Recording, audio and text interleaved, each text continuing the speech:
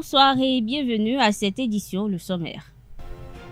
Étudiants et personnels de l'université ESAE se sont fait vacciner ce vendredi 12 novembre, ce sur initiative du fondateur du groupe ESAE. Le reportage dans cette édition. À compter de janvier 2022, l'assurance maladie sera obligatoire pour toute personne vivant au Bénin. Pour les travailleurs, cette souscription est entièrement à la charge des employeurs publics et privés.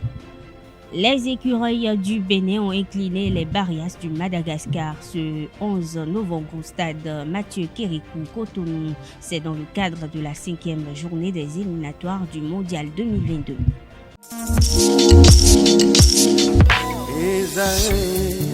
Étudiantes, étudiants, parents d'élèves, nouveaux bacheliers, vous recherchez une école adéquate de formation professionnelle et pratique pour vos études supérieures? Une seule référence, ESAE. ESAE vous offre des demi-bourses et réductions dans toutes ces filières.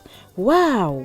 Payez 300 000 au lieu de 550 000 en licence 1, 2 et 3 en journalisme, réalisation, sciences de gestion, administration des affaires, sciences économiques et sciences juridiques. En master 1 et 2, 670 000 en journalisme et 550 000 en sciences de gestion et administration des affaires au lieu de 1 070 000. Écoutez, pour les 100 premières inscriptions en administration générale et administration des finances, payez 450 000 au lieu de 550 000 pour la licence 1, 2 et 3. En master 1 et 2, payez 870 000 au lieu de 1 070 000. Alors, rendez-vous vite à ESAE pour la rentrée académique 2021-2022. Les deuxième et troisième années démarrent le 20 septembre 2021 et la première année le 11 octobre 2021. Informations et renseignements, ESAE Cotonou, 3e rue à droite en quittant le carrefour Jador pour la BIBE Jéricho. Téléphone 96 80 55 11 ou 98 98 14 00 ou encore 90 93 65 21. ESAE, l'excellence à un an.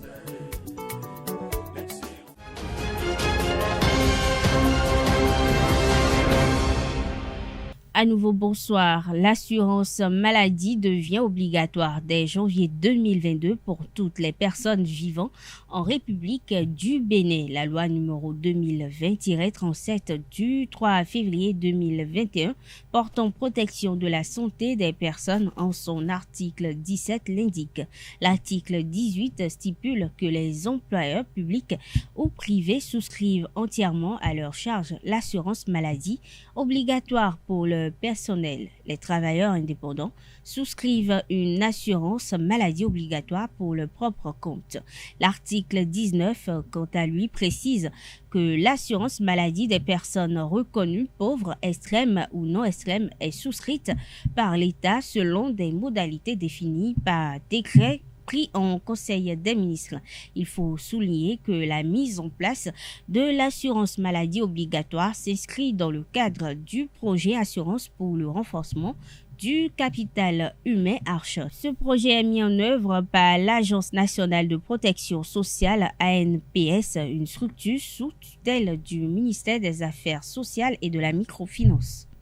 L'École supérieure d'administration, d'économie, de journalisme et des métiers de l'audiovisuel ESAE dans le but de lutter contre le coronavirus a fait vacciner ses étudiants. Cette activité ayant reçu l'approbation du ministère de la Santé a connu la participation de tous les étudiants présents. Suivez le reportage signé Anaël Dohou et Carles Kitome.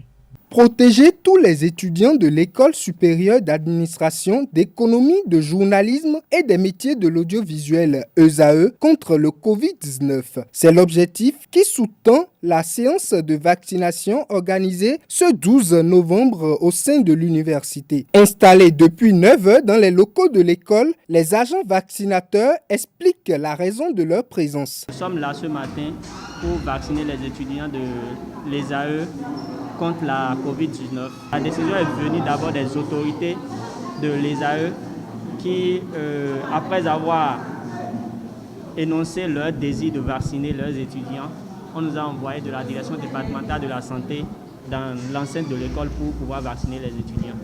il y a une fiche de consentement ou bien une fiche préalable qu'il faut remplir qui nous permet d'avoir certaines informations par rapport aux antécédents médicaux des personnes qui seront vaccinées. Et également, après la vaccination, il y a tout un dispositif qui a été mis en place par l'État pour prendre en charge les différentes manifestations post-vaccinales qui pourraient survenir après la vaccination.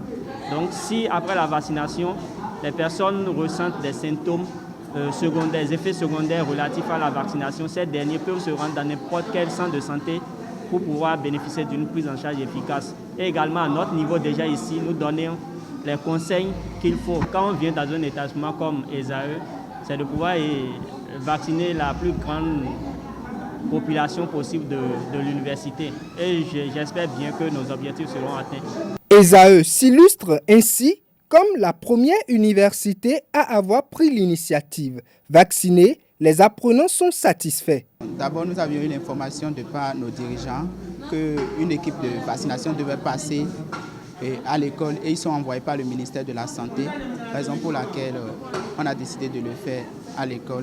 C'est bien louable puisque ça va non seulement nous permettre de ne pas parcourir des distances ou bien des attentes au niveau des hôpitaux avant de nous faire vacciner. Le fait de se faire vacciner d'abord, c'est pour son propre bien à soi, mais aussi pour le bien de nos amis, histoire de ne pas être contacté par le dit virus et les exposer avec nos proches. Donc, moi, j'ai vu que c'est non seulement avantageux pour moi-même le vaccin, mais aussi pour mettre dans des conditions meilleures mes amis proches. C'est une bonne initiative prise de la part du fondateur pour ces étudiants afin que nous puissions avoir accès facilement à la vaccination.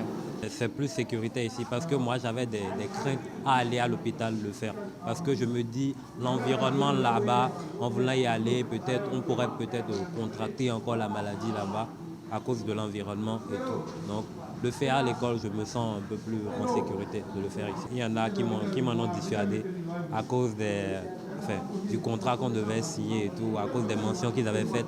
Mais bon, j'ai pris ma volonté et puis je suis allé. Je me sens plutôt bien. Je ne suis pas stressé. Au total, plus de 200 personnes, étudiants et personnels, ont été vaccinés, outre ceux qui l'étaient déjà, et les mineurs. De quoi garantir la sécurité sanitaire de tous les usagers de l'université ESAE et du Bénin. Le fondé de l'université ESAE se réjouit de cette initiative et prodigue quelques conseils au micro de Anaël Dou et Carles Kitome. Le combat contre la COVID-19 est un combat de tous les instants. C'est un combat qui mobilise toutes les énergies, qui mobilise acteurs sociaux, politico, culturels à tous les niveaux. Et lorsque vous êtes dirigeant et que vous avez des structures qui brassent du monde, qui laissent cohabiter beaucoup de gens, et où parfois les gestes barrières sont difficiles à réaliser, je crois que la seule solution que nous avons aujourd'hui contre cette maladie, c'est de nous faire vacciner, quelle que soit la situation.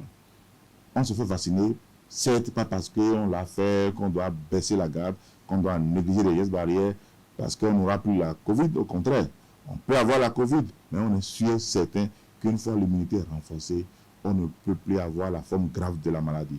Alors c'est pourquoi moi je me suis dit, une université qui gère près de 800 personnes qui cohabitent par jour, en une journée, sur le long terme, sur une année académique, la seule chose que je peux offrir comme garantie à ces enfants et rassurer les parents à la maison, c'est franchement de leur permettre de se faire vacciner. Et c'est le but de cette action. Ce matin, je remercie vraiment le ministère de la Santé qui spontanément, quand on a sollicité cette possibilité, nous ont répondu favorablement en envoyant une équipe mobile à notre école. Que je suis la première université privée à l'avoir fait, ça ne doit pas être normal. Ça doit être spontanément le vœu de tous ceux qui brassent du monde.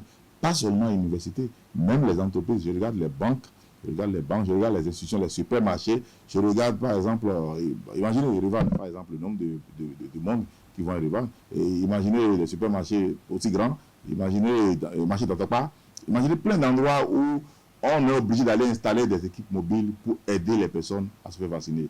Si moi j'étais DG Sogema, il y aurait une équipe mobile à tant pas, nécessairement. Ainsi de suite. Il y en aurait à Ganri, j'installerai une équipe mobile dans les mairies, si j'étais maire. Donc, je ne visais pas un positionnement stratégique. Je pense à la santé publique. Je vois que ce que je fais rentre dans ce sens. Et je crois que logiquement, tous ceux qui brassent du monde, qui font cohabiter du monde, pas seulement les universités, doivent penser à ça, aller vers le ministère pour leur demander de rapprocher la vaccination vers les gens. Parfois, pas négligence, et pas souci malencontreux de ne pas vouloir se déplacer soi-même. Le Bénin n'est pas natif fainéant. Il peut ne pas aller se faire vacciner. Rien que parce que, bon, il a réfléchi, il préfère regarder la télé que de se déplacer pour aller au palais des congrès ou à Séké-Godji ou dans un centre de santé de proximité. Il ne veut pas aller le faire. Et il réfléchit, il met à demain. Et pendant qu'il met à demain, il contracte une forme grave de la maladie, il se retrouve à l'ADA, et de l'ADA, on l'envoie à Sommet, on l'enterre. On ne remet pas à demain. On a côtoyé trop de gens proches à nous qui sont morts de Covid. J'ai des amis enseignants des AE ici, morts de Covid, que j'ai vus, que j'ai côtoyés. On a mangé ensemble. Une semaine après, on l'a enterré. Vous voyez, il y a des choses, quand vous avez vécu ça, franchement, vous êtes obligé de lancer un cri de cœur pour que les personnes qui hésitent, qui ne comprennent pas vraiment que cette maladie est dangereuse, vous êtes obligé de les mobiliser pour qu'ils aillent se faire vacciner. Il n'y a pas de combat anti-vax, vaccination. Il y a un seul combat qui vaille. C'est une maladie dangereuse. Il faut aller se faire vacciner pour limiter les formes graves. C'est délicat. Vous savez, le Conseil des ministres aussi est allé avec les 4 fers pour ne pas propulser encore devant de la scène les mineurs de moins de 18 ans. On se dit, très jeune, on a encore une immunité plus renforcée, plus élevée. Plus vous grandissez, plus vous vieillissez, plus vous affaiblissez vos cellules, plus vous manquez d'immunité. Alors, on peut comprendre encore que les jeunes, qui sont les vecteurs les plus dangereux de transmission de ce virus-là, soient ceux qui ne se vaccinent pas le plus. Mais pour l'instant, nous avons une cible privilégiée. Ceux qui ont plus de 18 ans sont plus nombreux. Dans cette école-là, attaquons-les et continuons la sensibilisation pour obliger. Là, j'importe peu. On a des 16 ans, 17 ans qui sont comme des personnes de 25 ans de nos jours. Donc, il faut les amener. En France, déjà, on a vu les enfants à l'école doivent se faire vacciner. Et on vaccine les enfants de plus de 11 ans. C'est ce on a fait en France. Et dans les pays développés, plus de 11 ans, on les vaccine. Donc, on peut vacciner à partir de 11 ans. Donc, 18 ans, ça ne veut absolument rien dire. Mais radicalement, alors, rien. Mais comment aujourd'hui encore peut permettre aux moins de 18 ans de circuler dans les services publics? Parce que le gouvernement a dit sans vaccin, pas d'accès dans les services publics de l'État. Donc cela signifie qu'ils peuvent se permettre encore, ils peuvent se gargariser de dire je n'ai pas 18 ans parce qu'on leur permet de circuler. Mais les autres, pour l'instant, on va s'attaquer à eux et les amener à le faire progressivement. Le Lions Club Cotonou Cristal a volé au secours de l'orphelinat Léon à Bayomi Sacramento de Tangbo Djavier le samedi 6 novembre 2021, chargé de fournitures scolaires. Pour satisfaire la demande de Dr Colombe Sacramento, présidente de l'ONG Demeure d'amour, le Lions Club Cristal a reçu le soutien de Club Cotonou Concorde. Le reportage est signé Carles Kitomé. Lions Club pour les cadeaux qu'ils nous ont donnés ce matin. C'est dans un élan de solidarité qu'une délégation du Lions Club Cotonou Cristal a apporté un lot de fournitures scolaires aux pensionnaires de l'orphelinat Léon Sacramento de Tangbo Djavier le samedi 6 novembre 2021. Mais notre présence est justifiée ici par l'appel de la présidente de l'ONG Demeure d'amour qui nous a envoyé une lettre indiquant leurs besoins ici au niveau de l'ONG. Et c'est après cette lettre que nous nous sommes réunis au club et nous avons décidé de les accompagner, au moins une partie de leurs besoins pour les accompagner en ce sens. Parce qu'ils ont parlé également de parrainage, mais là on a pu uniquement associer le club Cotonou Concorde et on est venu maintenant faire un don de fournitures scolaires et d'autres éléments pour les encourager dans leur apprentissage. Plus principalement les plus jeunes, l'ONG Demeure d'amour qui aujourd'hui a besoin d'une cuisine, a besoin d'un réfectoire, a besoin encore de dortoirs, a besoin d'équiper encore plus sa bibliothèque, a besoin de vivres pour accompagner les enfants ici et a besoin également d'enseignants. Les enseignants enseignants pour accompagner les enfants. Donc, allô, vous avez reçu mon appel. Venez à l'ONG Demeure d'Amour, accompagnez-les et soutenez. Cet appel de la présidente du Lions Club Espoir à Bogorin est appuyé par celui du Dr Colombe Sacramento, président de l'ONG Demeure d'Amour, promotrice de l'orphelinat Léon Sacramento. Je dirais à toutes les autorités à divers niveaux qui nous écoutent ce matin de savoir qu'il y a une telle ONG dénommée Demeure d'Amour qui est à Zé, dans l'arrondissement du Tango-Djevier, notamment dans le village d'Azonkan. Je lance aussi un appel à l'endroit de la Fondation Claudine Talon, qui fait beaucoup pour ces âmes-là, de bien vouloir penser à notre centre. Et nos besoins sont multiples, surtout que c'est sur fonds propres, c'est un grand projet. On a besoin des partenaires financiers, on a besoin de beaucoup d'aide. Nous sommes sur 4 parcelles, ce qui est très insuffisant pour le projet. Les enfants n'ont pas de lit. Dans les dortoirs, les enfants n'ont pas de lit ni de matelas. Ils se couchent sur des nattes en raffia. Donc s'ils peuvent aussi nous donner des lits superposés et aussi des matelas, ça nous ferait plaisir. Nous n'avons pas d'électricité et nous faisons appel à l'ABEM. Nous lui avions écrit sans suite. Nous profitons de ce canal pour lui dire encore que nos mains sont toujours tendues de venir nous aider, ne serait-ce qu'en nous plaçant des panneaux solaires pour faciliter les études aux enfants.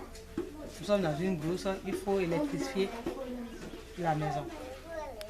De nous visiter et nous allons mieux leur énumérer nos problèmes. Dr Sacramento et son équipe s'attellent à proposer un bel avenir à ces déshéritiers. Un enseignant d'une école privée est en prison depuis ce jeudi 11 novembre à la prison civile d'Abomey-Calavi pour un scandale sexuel. Le mis en cause aurait sodomisé un enfant de 6 ans. Selon le quotidien Le Potentiel, l'instituteur a été interpellé et présenté au procureur de la République près le tribunal d'Abomey-Calavi. Il a été déposé en prison en attendant le procès après l'audition.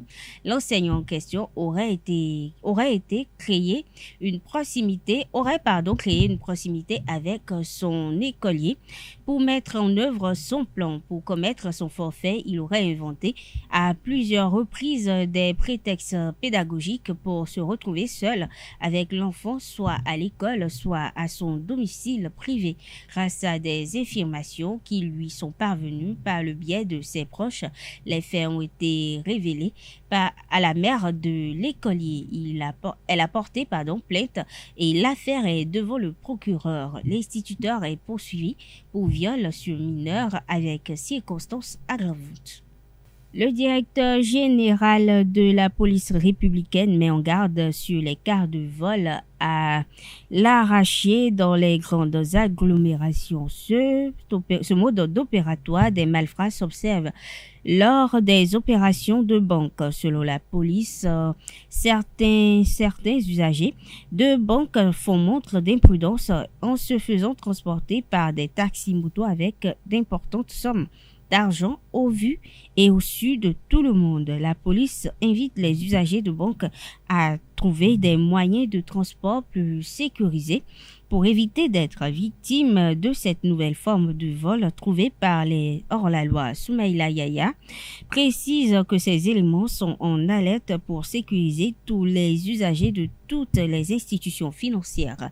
Il faut noter que c'est à travers un communiqué daté de ce jeudi 11 novembre que le directeur général de la police républicaine a lancé cet avertissement. Le Bénin a dominé hier soir le Madagascar 2-0 pour le compte de la 5e journée des éliminatoires du Mondial Qatar 2022. Bousculés par les barrières en première période, les écureuils ont fait le dos rond avant d'ouvrir le score à 2 minutes de la pause grâce à Jodel Dossou, idéalement servi par Charbel Gomez à 11 minutes de la fin du temps réglementaire. Steve Mounier conclut une action à 3 avec Charbel et Jodel. Revivez les moments forts de ce match.